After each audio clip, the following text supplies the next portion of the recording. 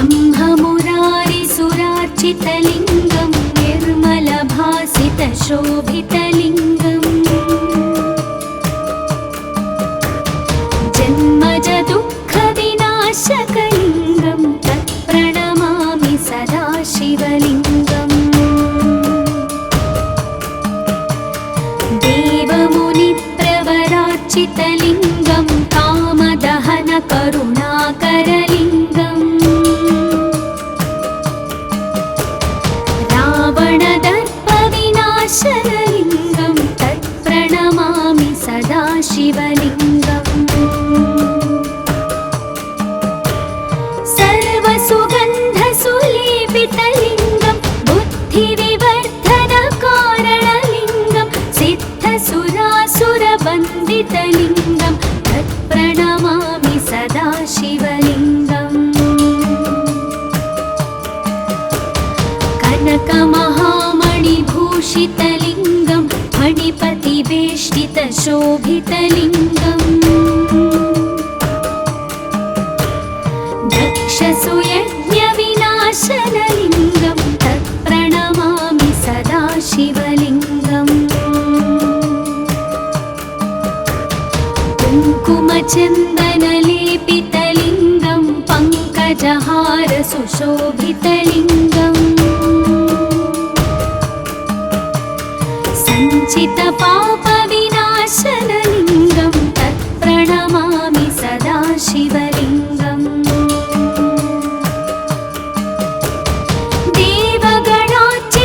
देवगणार्चितसेवितलिङ्गं भावैर्भक्तिभिरेव च लिङ्गं दिनकरकोटिप्रभाकरलिङ्गं तत्प्रणमामि सदा शिवलिङ्गम्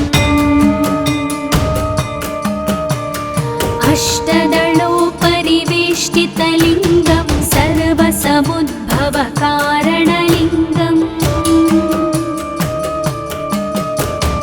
अष्टदरिद्रविनाशनलिङ्गं तत्प्रणमामि सदा शिवलिङ्गम्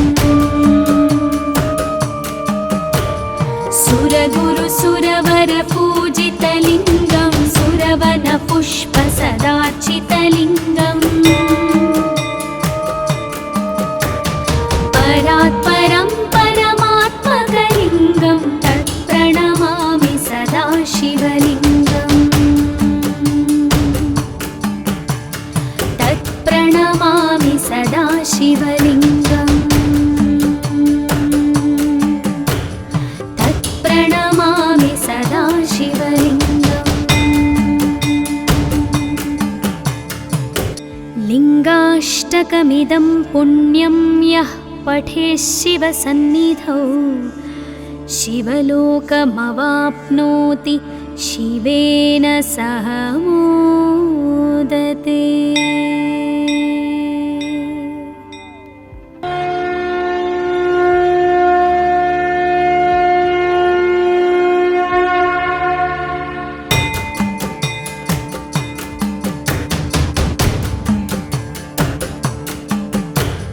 ब्रह्ममुरारिसुरार्चितलिङ्गं निर्मलभासितशोभितलिङ्गम्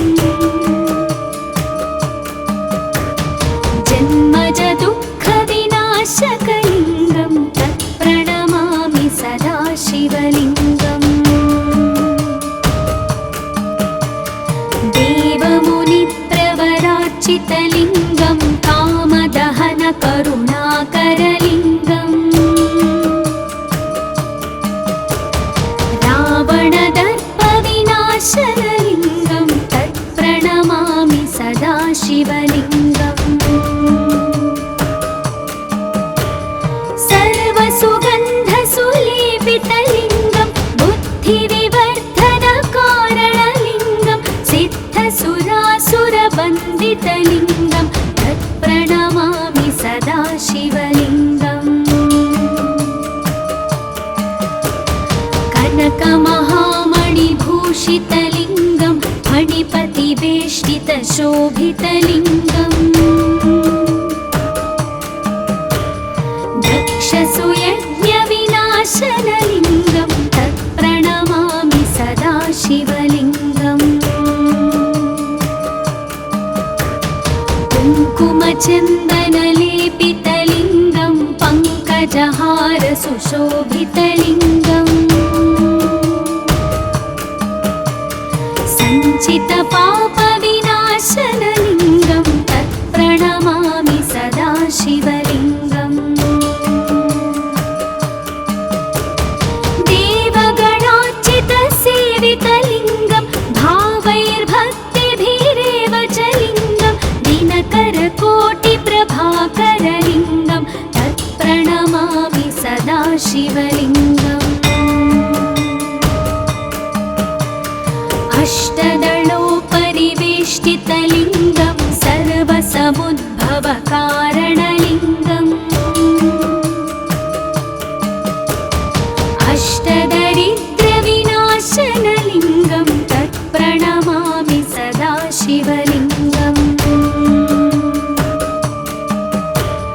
सुरगुरुसुरवरपूजितलिङ्गं सुरवनपुष्पसदार्चितलिङ्गम् परात्परं परमात्मकलिङ्गं तत्प्रणमामि सदा शिवलिङ्गम् तत्प्रणमामि सदा शिवलिङ्गम् तत्प्रणमामि सदा शिवलिङ्गम् लिङ्गाष्टकमिदं पुण्यं यः पठेत् शिवसन्निधौ शिवलोकमवाप्नोति शिवेन सह मोदते। ॐ नमः शिवाय।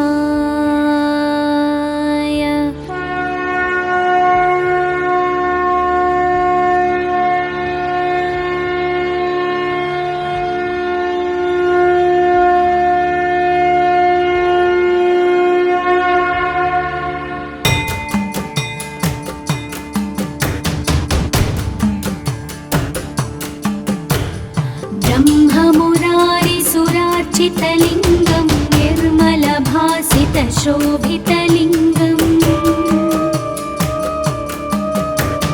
जन्मजदुःखविनाशकलिङ्गं तत्प्रणमामि सदा शिवलिङ्गम् देवमुनिप्रवरार्चितलिङ्गं कामदहनकरुणाकरलिङ्गम्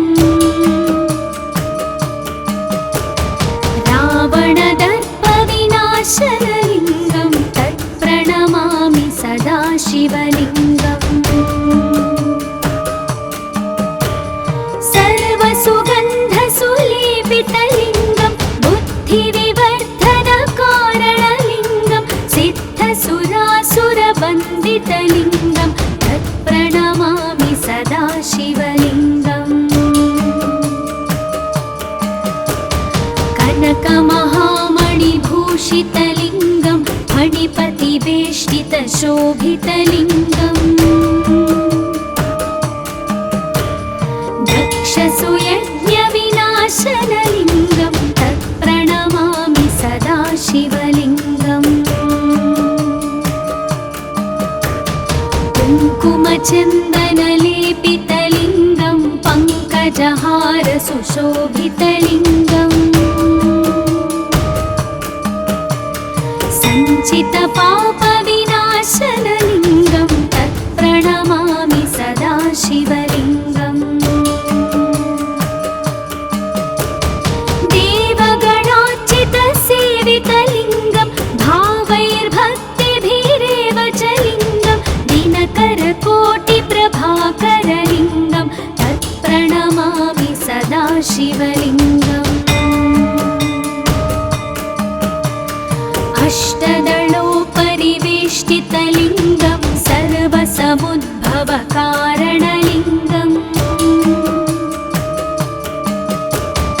अष्टदरिद्रविनाशनलिङ्गं तत्प्रणमामि सदा शिवलिङ्गम् सुरगुरुसुरवरपूजितलिङ्गं सुरवनपुष्पसदार्चितलिङ्गम् परात्परं परमात्मकलिङ्गं तत्प्रणमामि सदा शिवलिङ्गम् तत्प्रणमामि सदा शिवलिङ्गम् तत्प्रणमामि सदा शिवलिङ्गम् लिङ्गाष्टकमिदं पुण्यं यः पठेत् शिवसन्निधौ शिवलोकमवाप्नोति शिवेन सह मोदते। ॐ नमः शिवाय।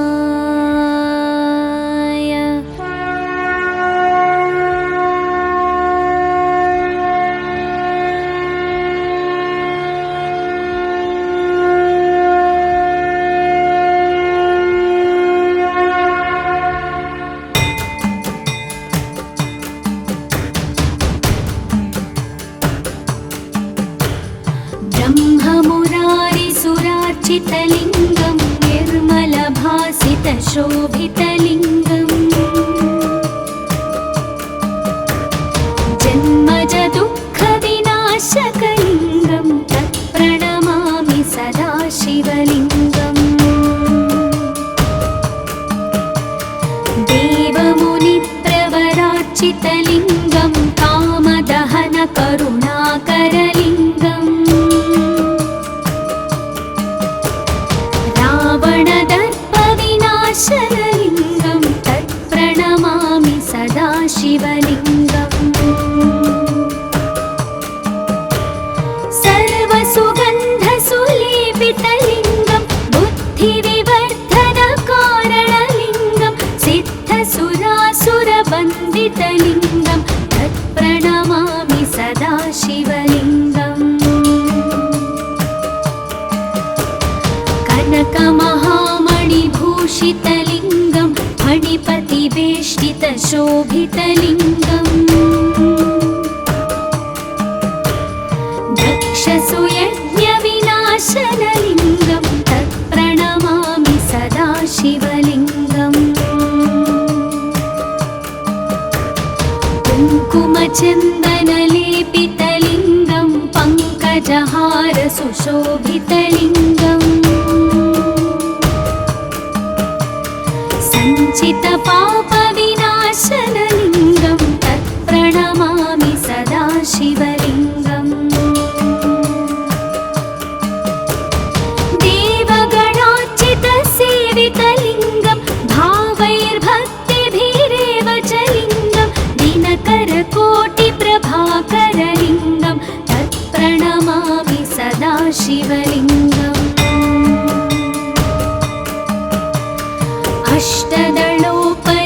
अष्टदलोपरिवेष्टितलिङ्गं सर्वसमुद्भवकारणलिङ्गम् अष्टदरिद्रविनाशनलिङ्गं तत्प्रणमामि सदा शिवलिङ्गम् सुरगुरुसुरवरपूजितलिङ्गं सुरवनपुष्पसदार्चितलिङ्गम् परात्परं परमात्मकलिङ्गं तत्प्रणमामि सदा शिवलिङ्गम् तत्प्रणमामि सदा शिवलिङ्गम् तत्प्रणमामि सदा शिवलिङ्गम् लिङ्गाष्टकमिदं पुण्यं यः पठेत् शिवसन्निधौ शिवलोकमवाप्नोति शिवेन सह मोदते। ॐ नमः शिवाय।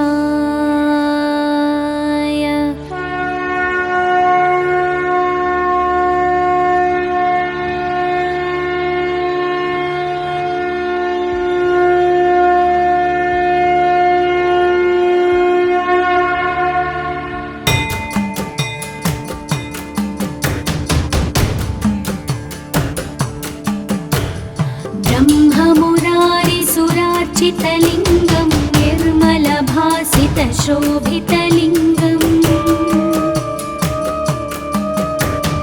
जन्मजदुःखविनाशकलिङ्गं तत्प्रणमामि सदा शिवलिङ्गम् देवमुनिप्रवरार्चितलिङ्गं कामदहनकरुणाकरलिङ्गम् रावणदर्पविनाशनलिङ्गं तत्प्रणमामि सदा शिवलिङ्गम् सर्वसुगन्धसुलेपितलिङ्गं बुद्धिविवर्धनकारणलिङ्गं सिद्धसुरासुरवन्दितलिङ्गं तत्प्रणमामि सदा शिवलिङ्गम् कनकमहामणिभूषितलिङ्गं फणिपतिवेष्टितशोभितलिङ्गम् दक्षसुयज्ञविनाशनलिङ्गं तत्प्रणमामि सदा शिवलिङ्गम् कुङ्कुमचन्दनलेपितलिङ्गं पङ्कजहारसुशोभितलिङ्गम् सञ्चितपापविनाशनलिङ्गं तत्प्रणमामि सदा शिवलिङ्गम् देवगणार्चितसेवितलिङ्गं भावैर्भक्तिभिरेव च लिङ्गं दिनकरकोटिप्रभाकरलिङ्गं तत्प्रणमामि सदा शिवलिङ्गम् अष्टदलोपरिवेष्टितलिङ्गं सर्वसमुद्भवकारणलिङ्गम् अष्टदरिद्रविनाशनलिङ्गं तत्प्रणमामि सदा शिवलिङ्गम् सुरगुरुसुरवरपूजितलिङ्गं सुरवनपुष्पसदार्चितलिङ्गम् परात्परं परमात्मकलिङ्गं तत्प्रणमामि सदा शिवलिङ्गम्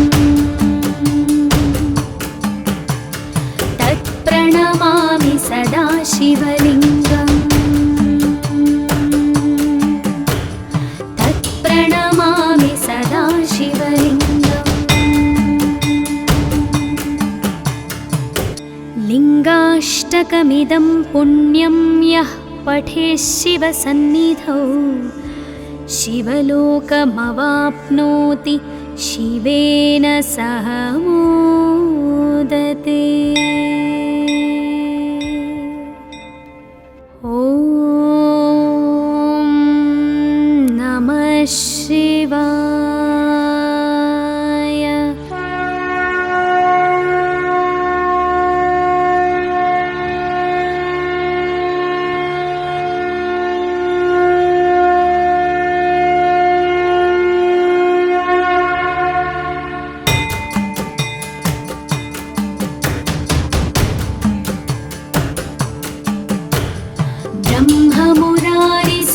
ब्रह्ममुरारिसुरार्चितलिङ्गं निर्मलभासितशोभितलिङ्गम्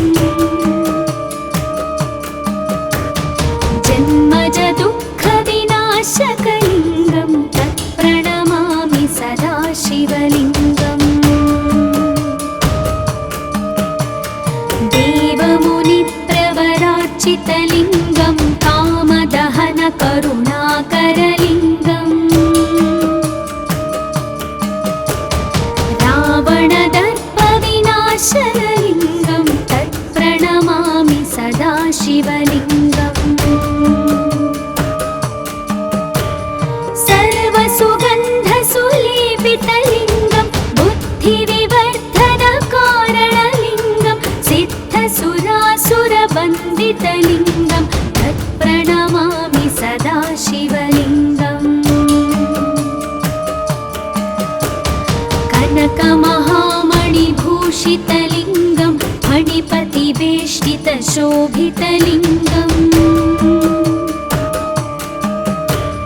दक्षसुयज्ञविनाशनलिङ्गं तत्प्रणमामि सदा शिवलिङ्गम् कुङ्कुमचन्दनलेपितलिङ्गं पङ्कजहारसुशोभितलिङ्गम्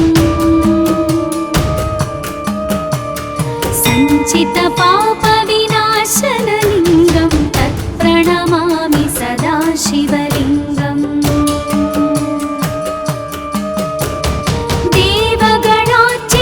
देवगणार्चितसेवितलिङ्गं भावैर्भक्तिभिरेव च लिङ्गं दिनकरकोटिप्रभाकरलिङ्गं तत्प्रणमामि सदा शिवलिङ्गम्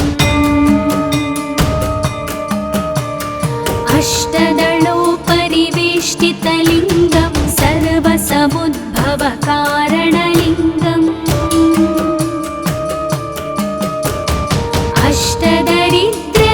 अष्टदरिद्रविनाशनलिङ्गं तत्प्रणमामि सदा शिवलिङ्गम्